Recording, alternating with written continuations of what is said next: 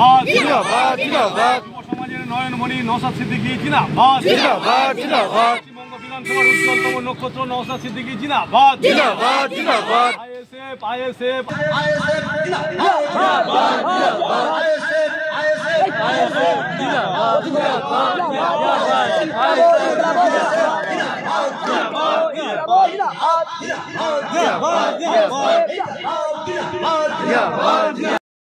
ISF जिंदाबाद, Indian secular front जिंदाबाद, भारतवर्ष जिंदाबाद, इंडियन सेकुलर फ्रंट जिंदाबाद,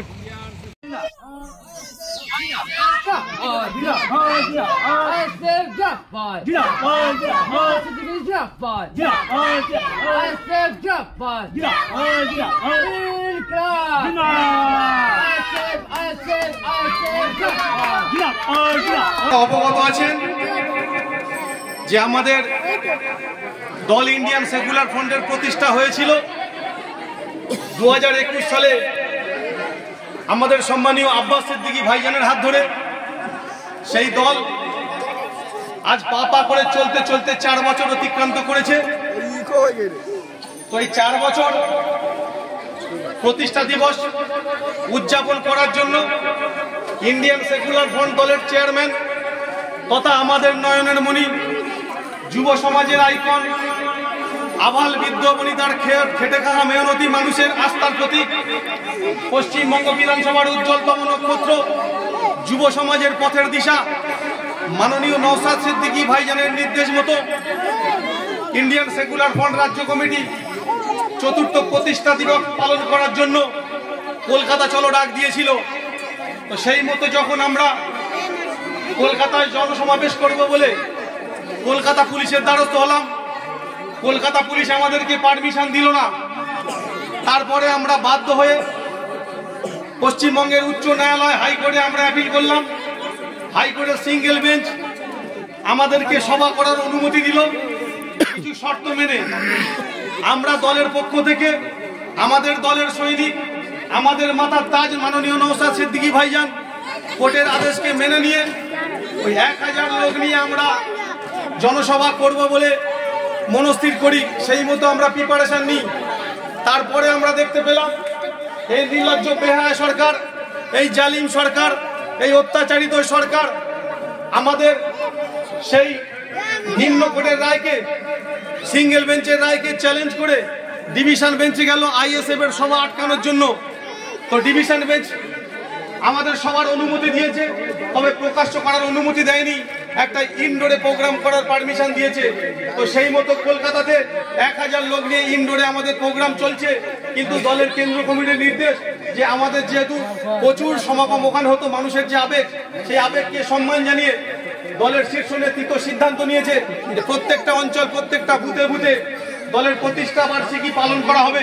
তো সেই মতো ডায়মন্ড হারবার 1 নম্বর ব্লকের অন্তর্গত নেদ্রা অঞ্চলের উত্তর শাহরদা গ্রামে আজকের ইন্ডিয়ান সেকুলার ফ্রন্ট দলের প্রতিষ্ঠা বার্ষিকী উদযাপিত হচ্ছে।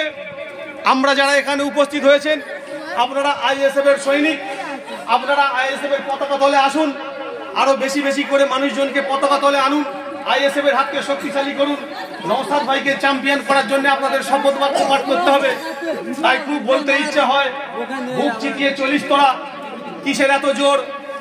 নওশাদ সিদ্দিকীর দল করি তাই, কেউ বলে না চোর। বন্ধুগণ, কি আর পেলাম স্বাধীন করে? নেই স্বাধীনের স্বাদ, সব জায়গাতে রাখা আছে গরিব মারার ফাঁদ। চাষিরা সব ধনীরা সব ধনী হবে, গরিব হবে শেষ।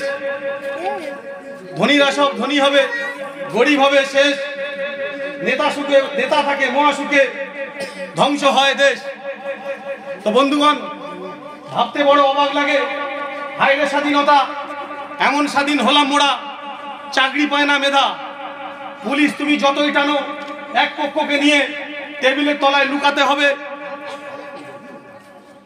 টেবিলের তলায় লুকাতে হবে, পাবে না তো ডিএ।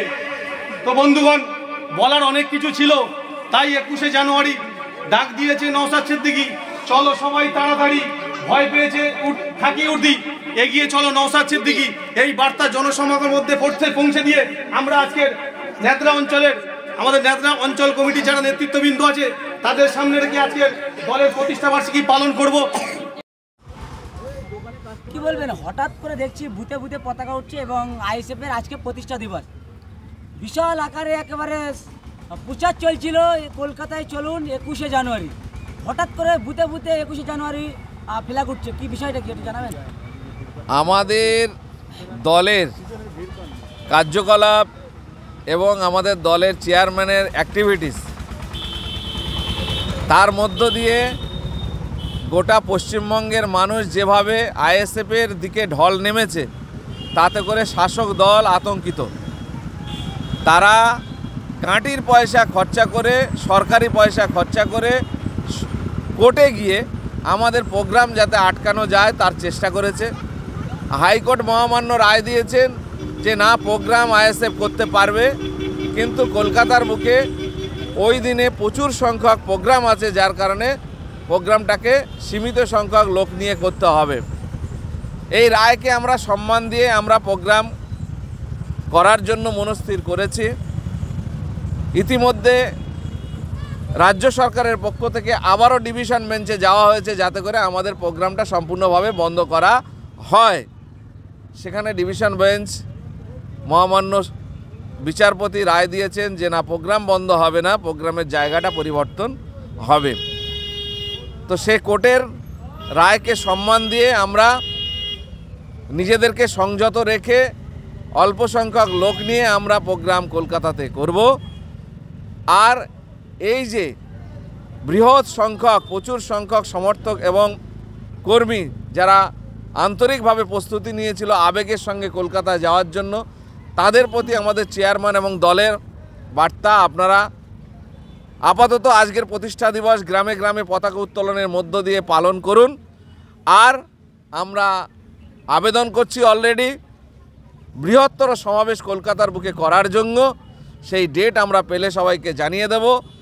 আপনাদের মনের আবেগ, মনের যন্ত্রণাকে চেপে রেখে যে ডেট আমরা পাবো, সেই ডেটে কলকাতা ভরিয়ে দেওয়ার জন্য মানসিকভাবে প্রস্তুতি রাখার জন্য সবার কাছে দলের পক্ষ থেকে আবেদন জানানো হচ্ছে।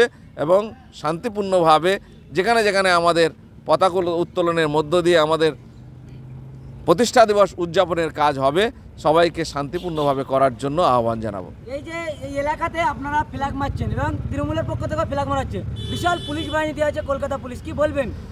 দেখেন, সৃষ্টি হয়েছিল কি আগে? না, ঝামেলার সৃষ্টি হয়নি, কিন্তু ইতিপূর্বে আমরা দেখেছি পায়ে পা দিয়ে শাসক দলের নেতা নেতৃত্ব কর্মীরা গণ্ডগোল পাকানোর চেষ্টা করে। আমাদের আজকে প্রতিষ্ঠা দিবস, স্বভাবত ঝান্ডা ব্যানার মারা কাজ আমরাই করব, কিন্তু সেখানে দেখতে পাচ্ছি শাসক দলের লোকজন তারাও রাস্তায় নেমে বেশি বেশি করে তারা তাদের দলের পতাকা ঝান্ডা মারছে। এতে করে প্রমাণিত হয় যে কারা এলাকায় অশান্তি তৈরি করতে চাইছে।